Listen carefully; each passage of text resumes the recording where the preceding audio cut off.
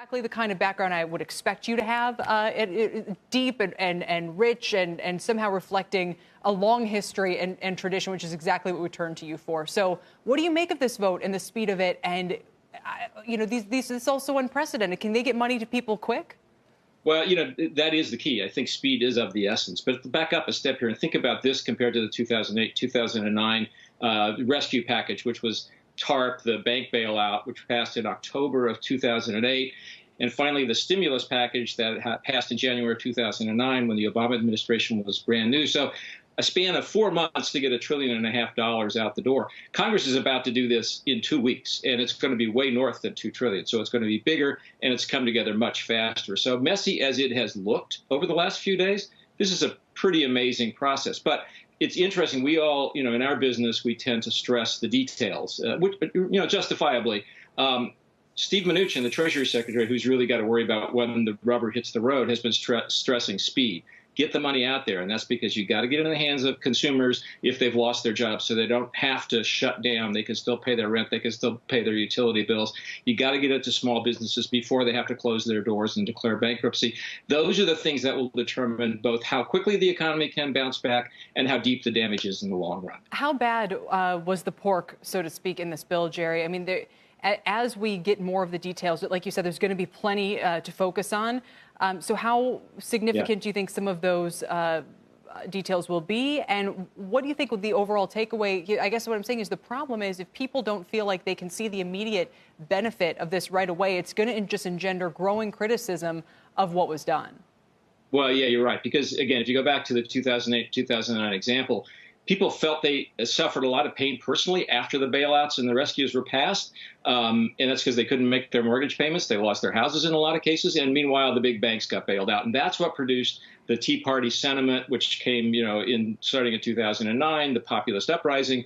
There was a real reaction to the fact that people felt there was a disconnect between what the big guys got and what the average guys got. So I think a key here is how fast do you get the money to the average American? How fast is the small business owner or just the consumer actually helped her? Is he or she rescued? That's a perception, but it's also a reality. But I think it's a really important reality. The last time around, the bailout was focused on the financial sector because that was the problem. Well, now the financial sector is the symptom of the problem. The real problem is in the real economy and the consumer economy. And the political reaction will depend on how fast and how efficiently the government manages to fix up that problem.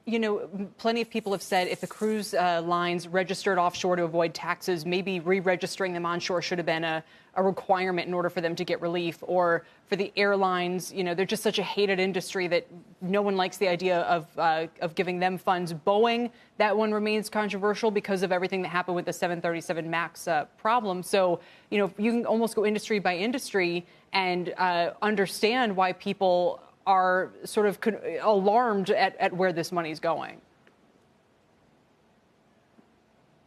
Yeah, I think that's right. But you have to remember that, this is different than the last one in the sense that there are more conditions and more strings attached. There was a lesson learned last time, which is, the taxpayer needs to have the feeling that he or she has got his money's worth out of this deal. And so you now have the fairly remarkable prospect of the government taking an equity stake in airlines in return for having offered a rescue package. And there are more conditions in this legislation about executive bonuses and stock buybacks being prohibited, that sort of thing. So, there will be surprises in here that will make people mad. I've no doubt about that. But overall, I think people are a little wiser this time than they were in 2008 and 2009 about the potential for bad optics coming out of this. And finally, one of the criticisms that Congressman Massie had of the bill is he said, look, if you just took $2 trillion and divided it by the working population, 150 million Americans, that could be $13,000 a person. And he said, maybe that would be a better approach. What would your response be to that?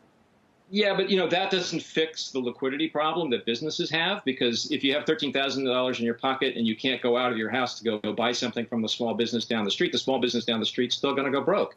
There's a peculiar nature to this problem, and it's not all going to be solved by getting cash in the hands of consumers who just can't spend it right away. You have to do both things at the same time. And so that's a nice soundbite, but I don't think it reflects the reality of a credit, liquidity, bankruptcy crisis that's running alongside the crisis that many people are feeling in their own lives and their own bank accounts.